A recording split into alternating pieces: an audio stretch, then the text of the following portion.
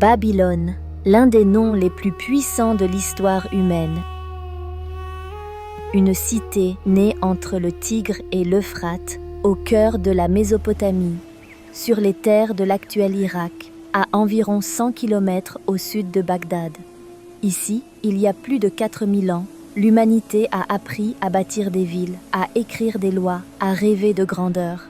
Babylone fut la capitale d'empires redoutables.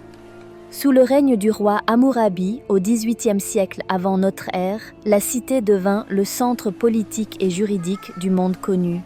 Son célèbre code grava dans la pierre l'idée révolutionnaire que la loi devait s'appliquer à tous.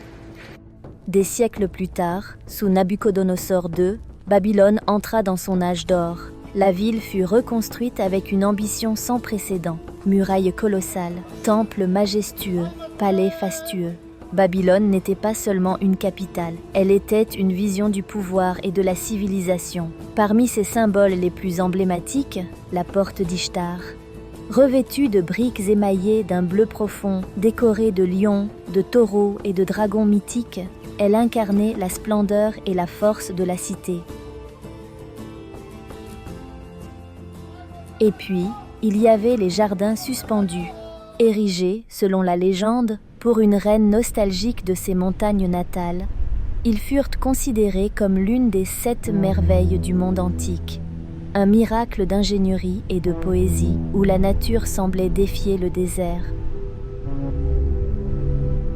Aujourd'hui, Babylone n'est plus qu'un ensemble de ruines. Mais ces pierres continuent de parler. Elles nous rappellent que toute civilisation, aussi puissante soit-elle, est fragile. Et que la grandeur humaine laisse toujours une trace, bien au-delà du temps.